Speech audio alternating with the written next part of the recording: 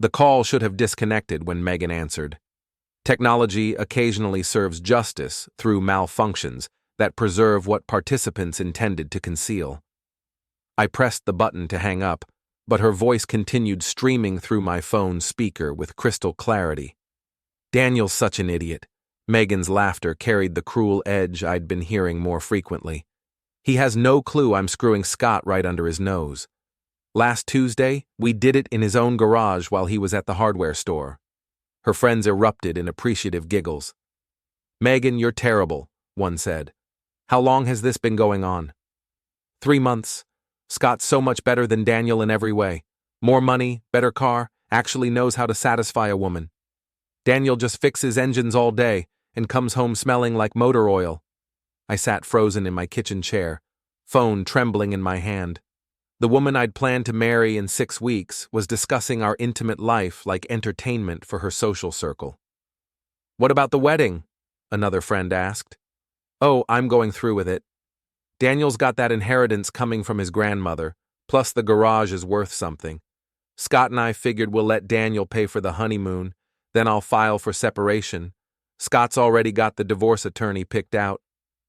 The recording function on my phone had activated automatically, her words captured in digital format that would survive disconnection and denial. I listened as they discussed my financial assets with the casual efficiency of accountants dividing an estate. "Scott says Daniel's too stupid to see what's happening. We've been meeting at the Riverside Motel every Tuesday and Thursday. Scott even parks his BMW right next to Daniel's truck sometimes just for the thrill." My hands clenched around the phone. Scott Brennan had been my closest friend since high school. We'd been best men at each other's first weddings. When his marriage collapsed 2 years ago, I'd let him stay in my guest room for 3 months. "The funniest part," Megan continued, "is how grateful Daniel acts when I come home late. He actually thanked me last week for working such long hours at the salon. If only he knew I was working Scott's—" "Megan!" one of her friends interrupted with shocked laughter. "What? It's true. Daniel's so pathetic. He brings me coffee in bed every morning, tells me how lucky he is. Meanwhile, Scott and I are planning our real future together." The conversation eventually shifted to wedding details they found amusing. My flowers, my menu choices, my earnest attempts to create the perfect day for a woman who viewed me as a temporary inconvenience.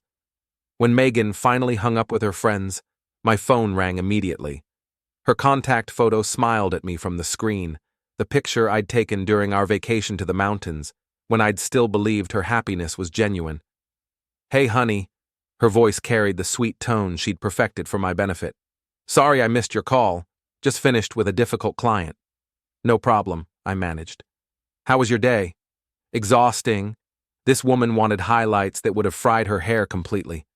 I spent 2 hours talking her out of it. Some people just don't understand chemistry. The irony wasn't lost on me.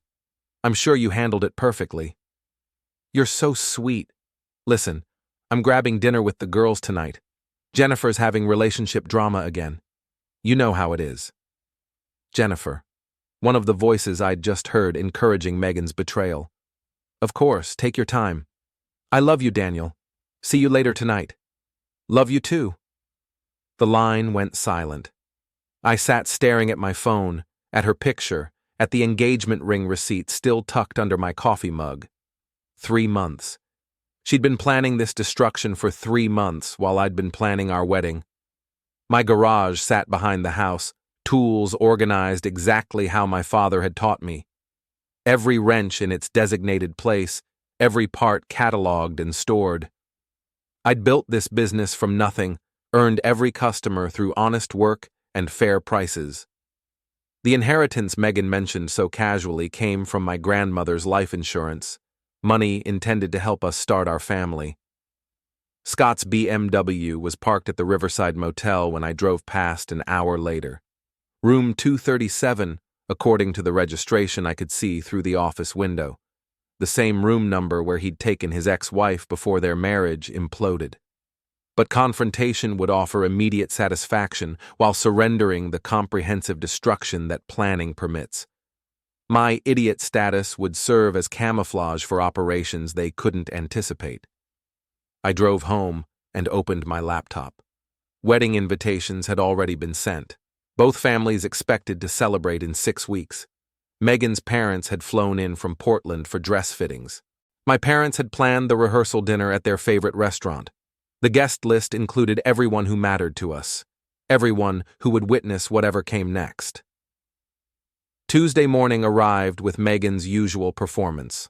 Coffee in bed, sweet kisses, promises about wedding planning. She left for the salon wearing the blue dress I'd bought her for our anniversary, the one she said made her feel beautiful. I followed her at a careful distance. Professional surveillance wasn't necessary. Her patterns revealed themselves under scrutiny that suspicion finally justified. The salon appointment lasted exactly 90 minutes. Then she drove directly to the Riverside Motel. Scott's BMW waited in the parking lot. Same spot as before, positioned where anyone driving past could recognize it. The arrogance was breathtaking. My phone contained enough evidence to destroy both of them immediately. But immediate destruction lacked artistry. They'd planned 3 months of deception. My response deserved equal consideration. I drove to my parents' house instead. "Daniel!" My mother, Elizabeth, opened the door with flour-covered hands. "What a wonderful surprise. I'm testing recipes for the rehearsal dinner." "Actually, Mom, I wanted to discuss the dinner plans.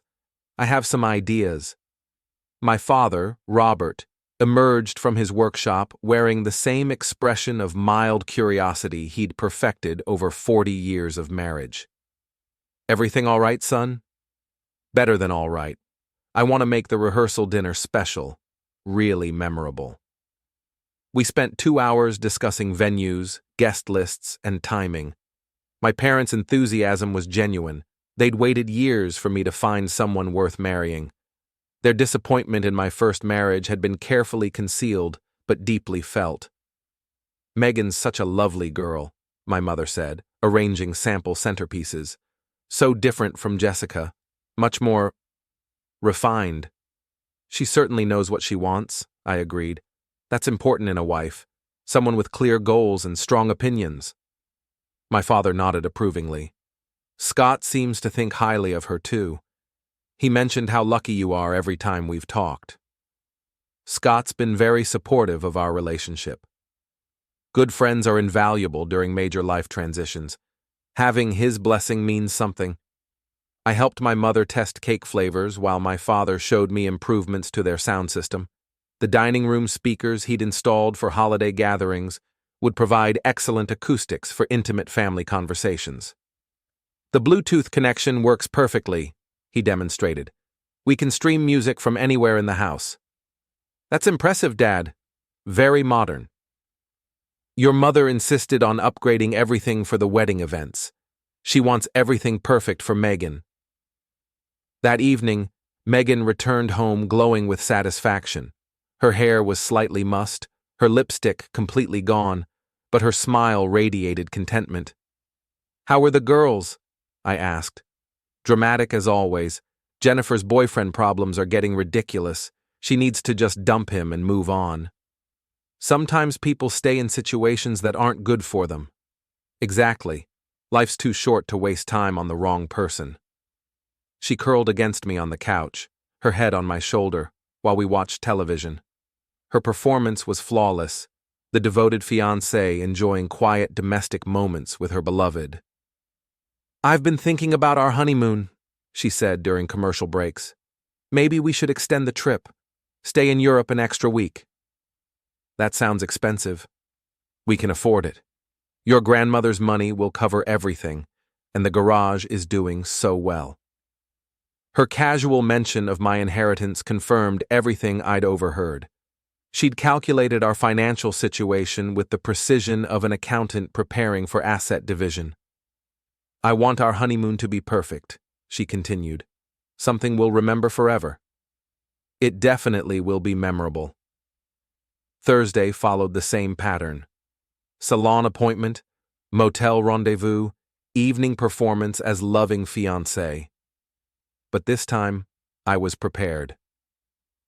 The private investigator I'd hired was expensive but thorough. His photographs captured Scott and Megan entering and leaving the motel room, timestamps proving the duration of their encounters. Hotel records showed they'd been meeting twice weekly for exactly 3 months. "Your friend's not very careful," the investigator noted. "Parks in the same spot every time, uses his real name for registration, almost like he wants to get caught." Maybe he does. The woman's more cautious, pays cash, wears sunglasses, parks around the corner. She's done this before. What do you mean? Body language, habits, timing. This isn't her first affair.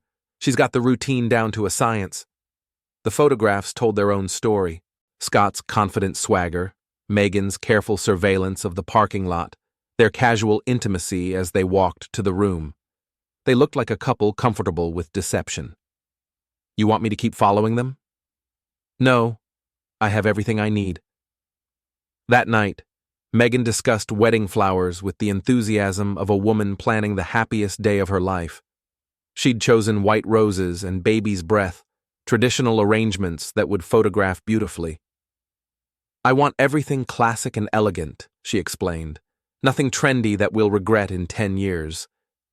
Very practical thinking. "I've been planning this wedding since I was little. Every detail has to be perfect." "It will be, I promise." The wedding venue required a substantial deposit, which I paid in full using my business account.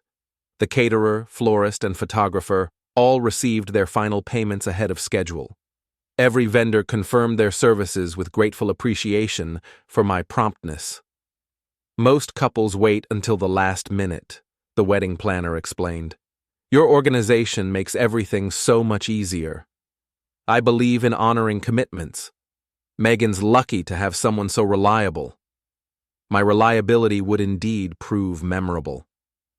Scott visited the garage Friday afternoon, his BMW needing an oil change he could have gotten anywhere.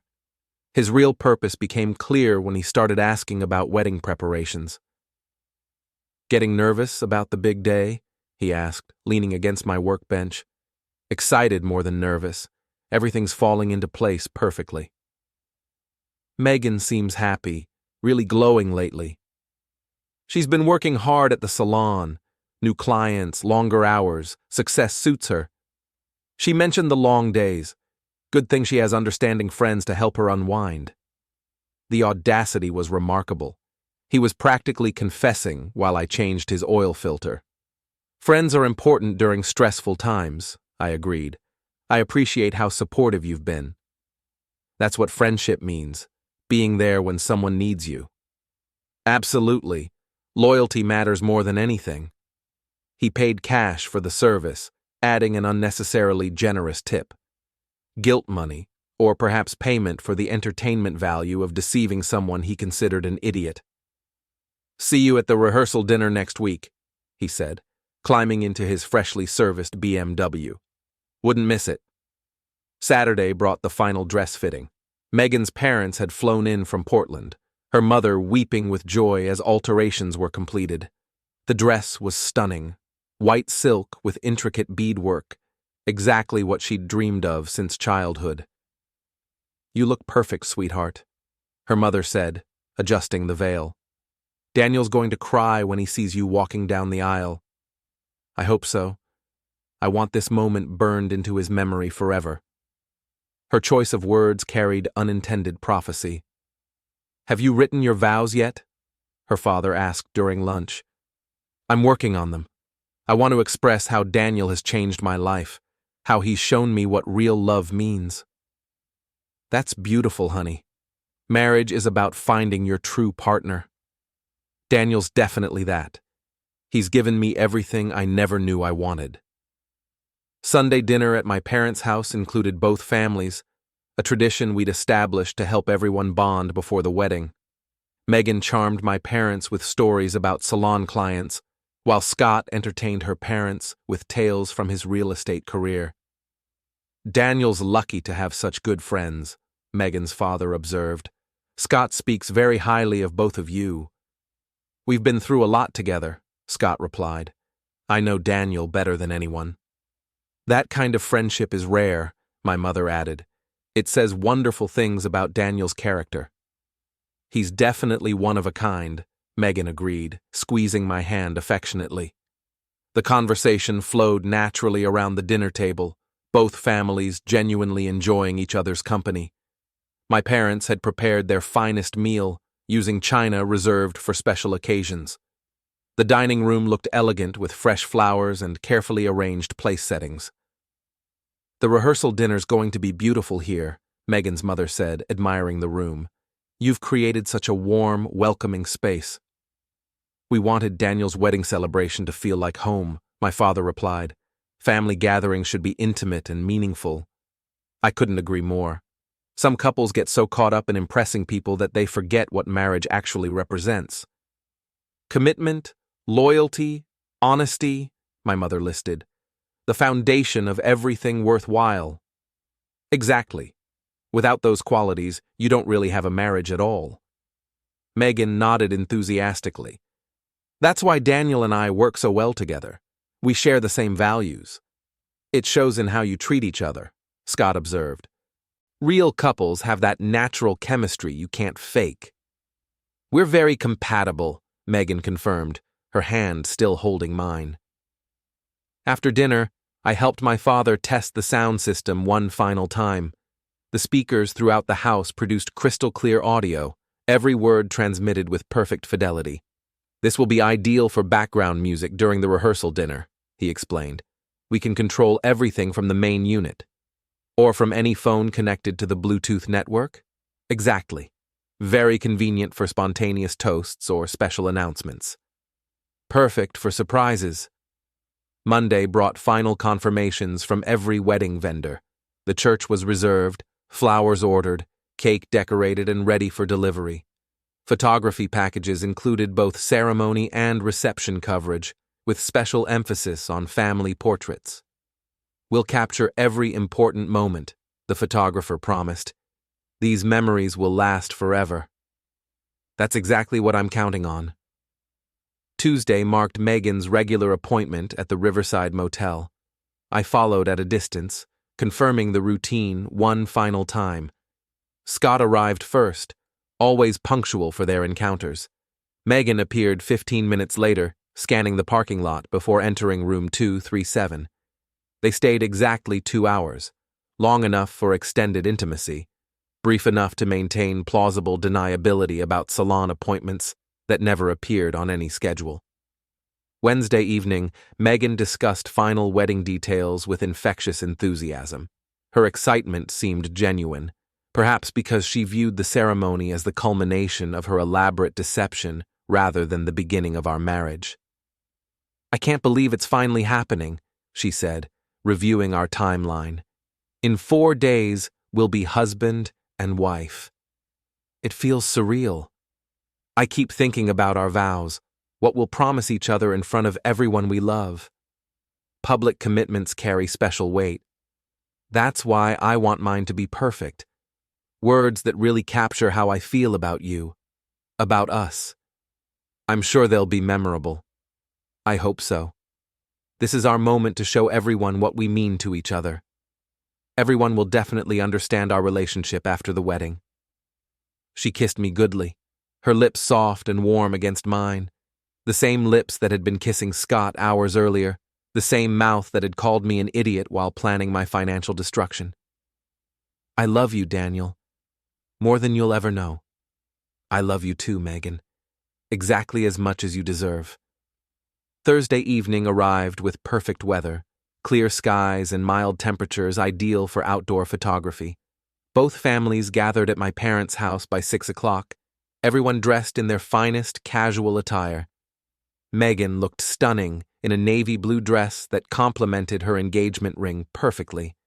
She moved through the crowd like a natural hostess, ensuring everyone felt welcome and included. "You're glowing tonight," my mother observed, embracing her warmly. "I'm just so happy.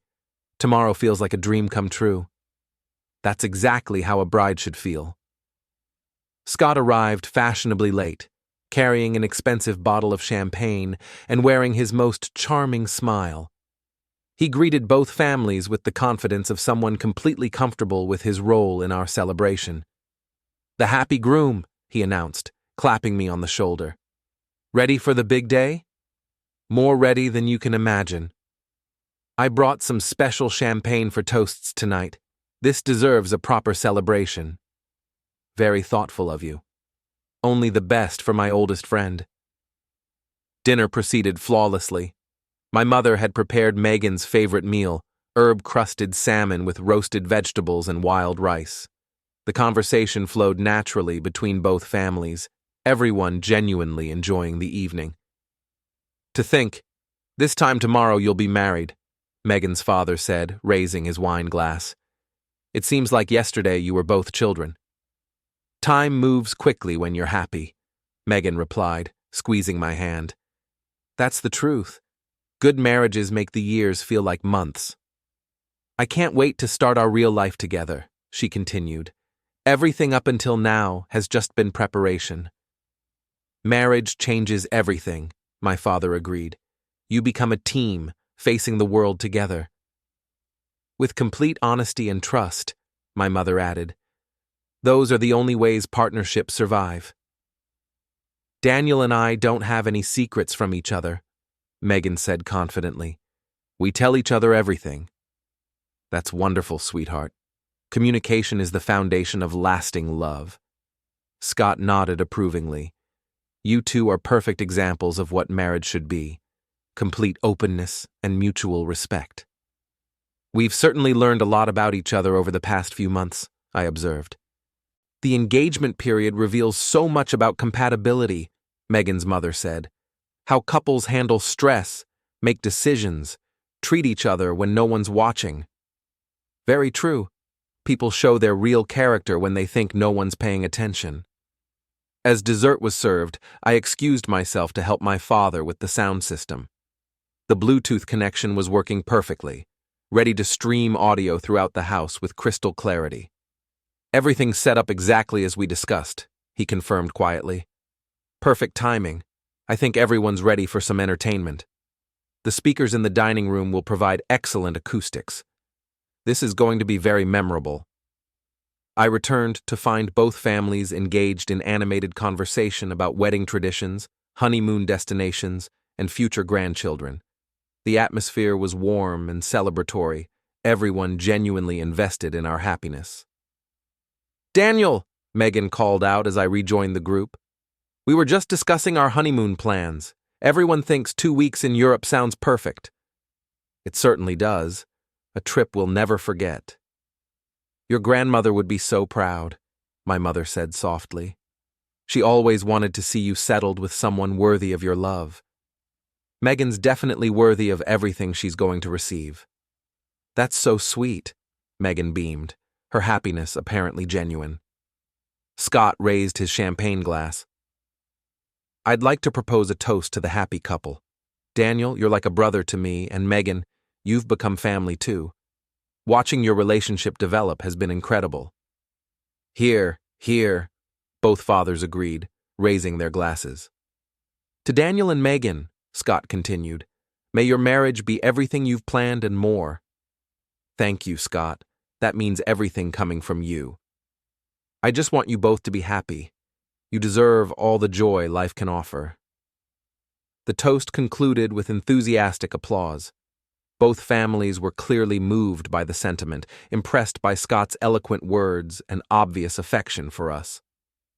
"Before we finish tonight," I announced, "I have a special surprise for Megan, something that captures exactly how much our relationship means to me." "Daniel, you didn't need to do anything else," she protested, but her eyes sparkled with anticipation. "This is important. I want everyone to hear how I really feel about you. About us." I connected my phone to the sound system, the same phone that had accidentally recorded her conversation with her friends, the same conversation that revealed her true feelings about our engagement. "This recording captures the real Megan," I explained to the assembled families. "The woman I fell in love with, speaking from her heart about our relationship." "Oh, Daniel," she breathed, her face flushing with what everyone assumed was pleased embarrassment. Everyone should hear this, I continued, pressing play. Megan's voice filled the dining room with perfect clarity, her laughter echoing through speakers positioned throughout the house. Daniel's such an idiot.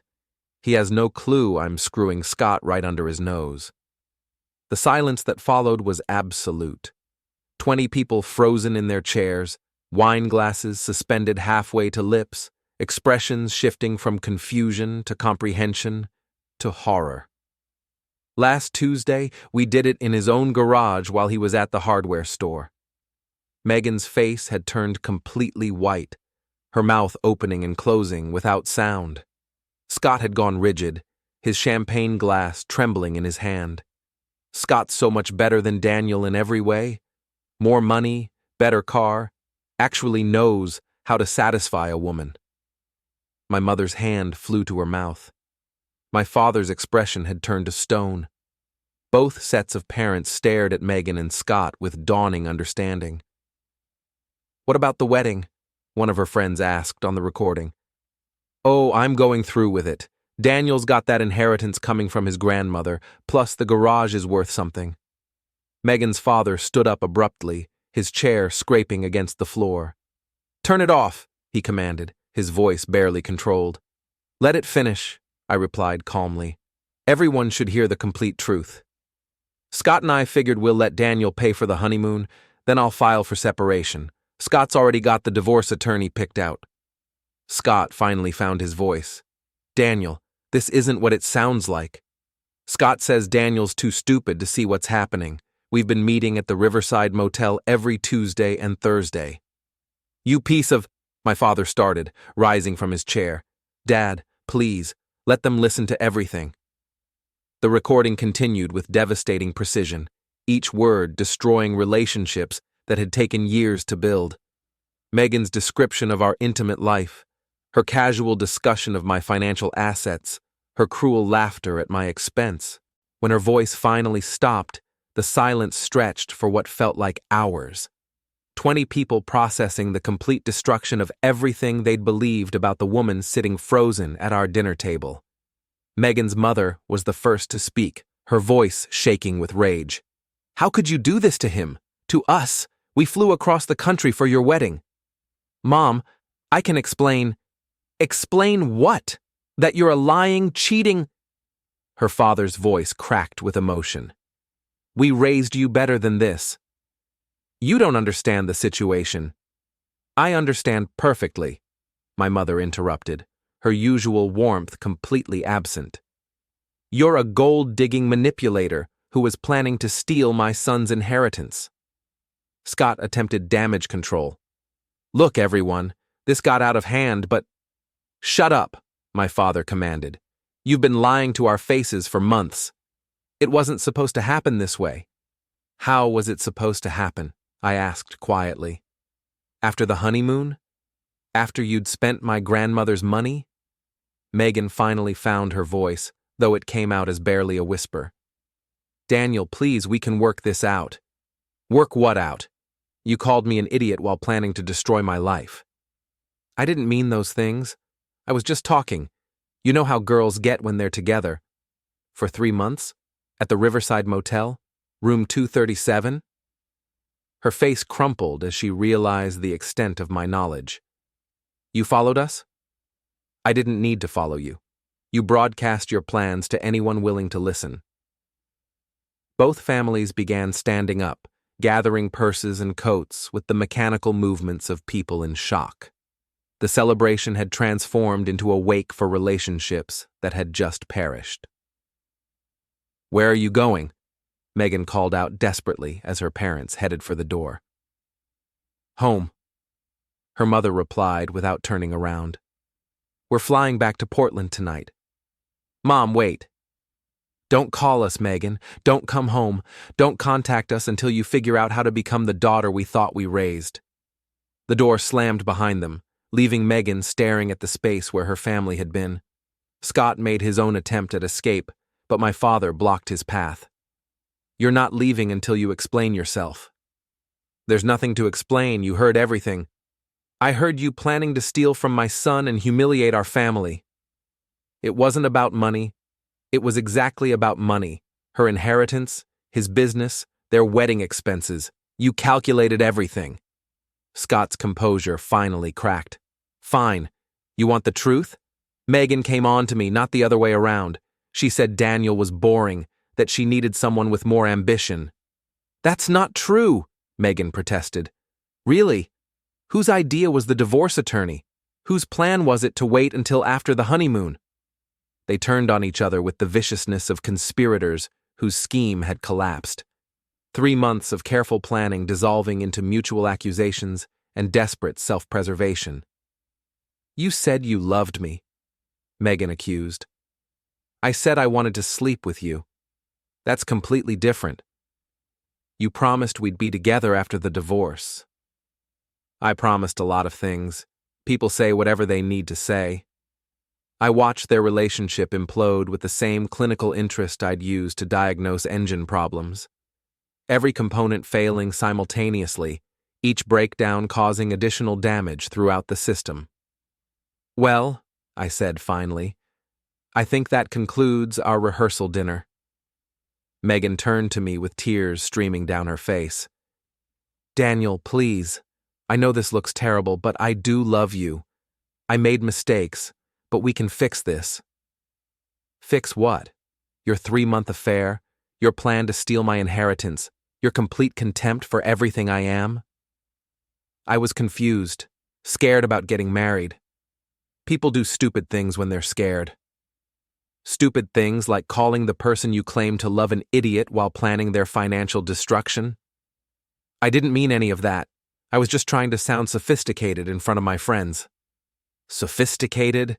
You sounded like a predator discussing her prey. Scott had given up on damage control and was heading for the door. This is insane. I'm leaving. Good idea, I called after him. Don't forget to cancel your divorce attorney.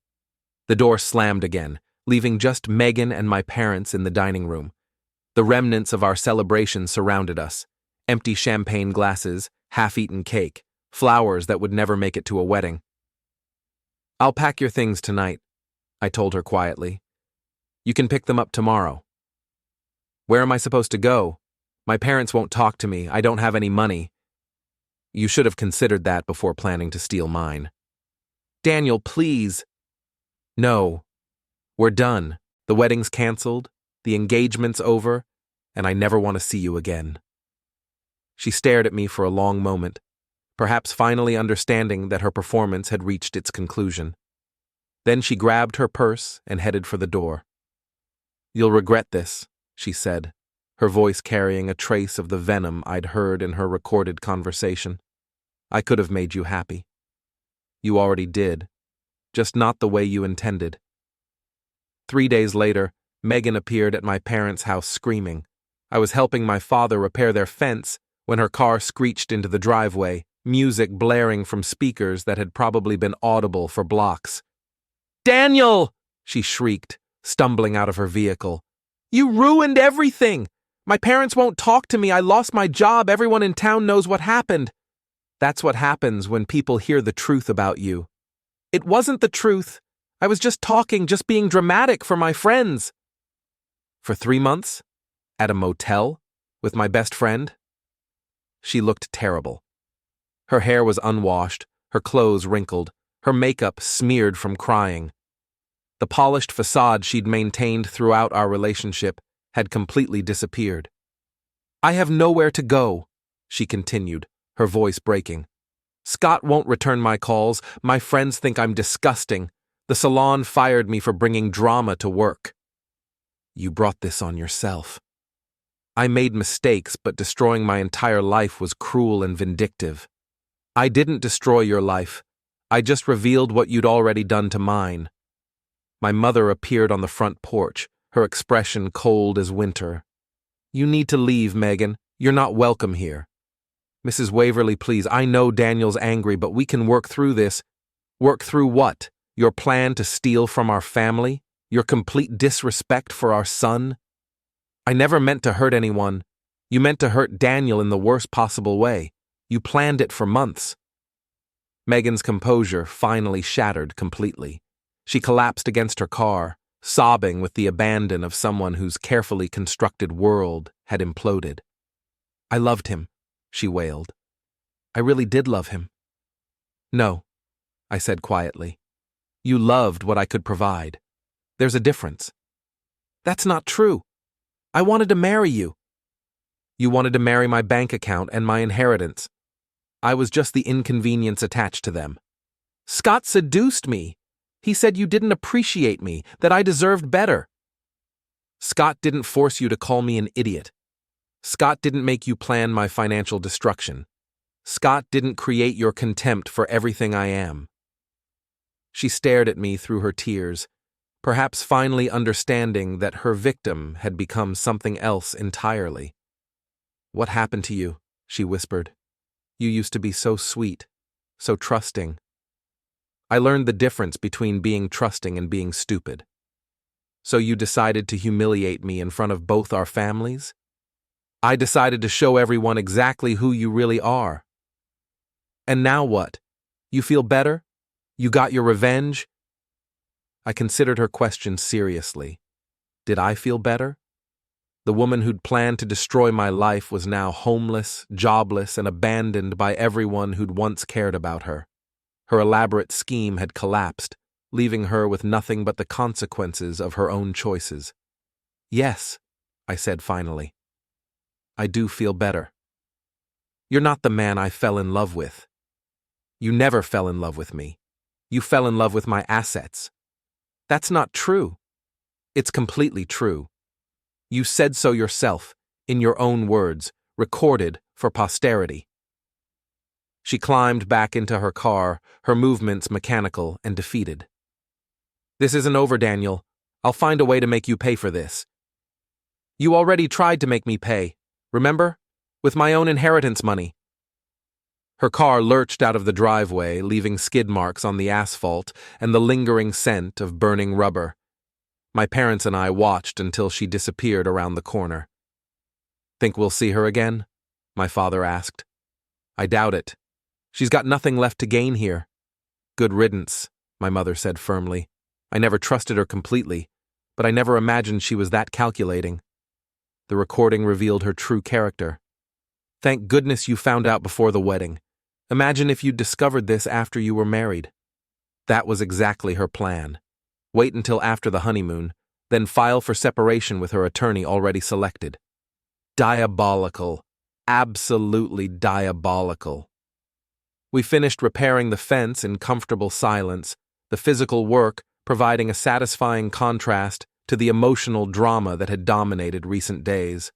My parents' property looked peaceful in the afternoon sunlight, their garden thriving under careful attention. "You know," my father said eventually, "I'm proud of how you handled this situation." "What do you mean?"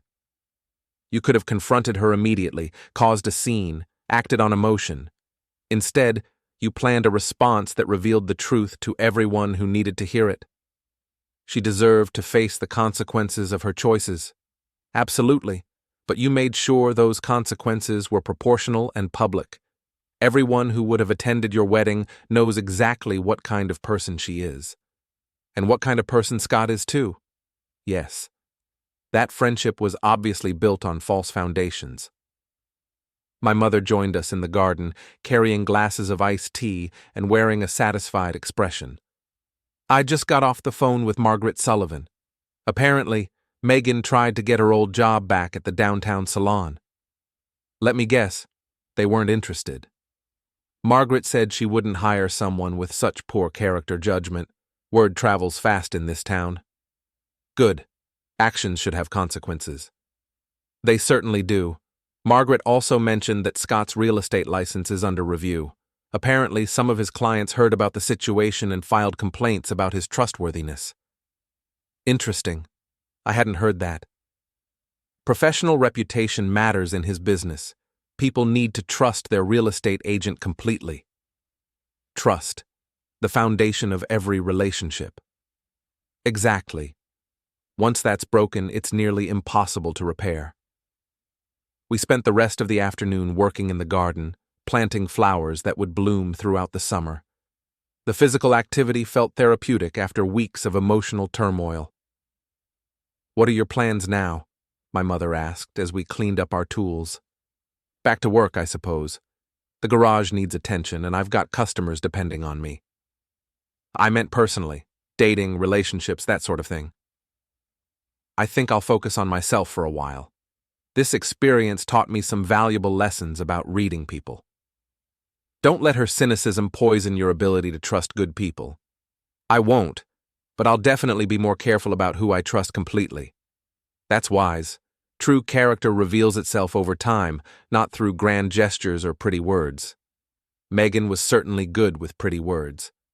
Performance and authenticity are completely different things. I'm beginning to understand that distinction. That evening, I sat in my workshop organizing tools and reviewing invoices. The familiar routine felt comforting after the chaos of recent revelations. My business was solid, built on honest work and fair dealing with customers who appreciated quality service. The inheritance from my grandmother remained untouched in its dedicated account. Money intended to help start a family, now available for whatever future actually awaited me. A future that would be built on genuine foundations rather than elaborate deceptions. My phone buzzed with a text message from an unknown number. "I hope you're satisfied with destroying an innocent woman's life."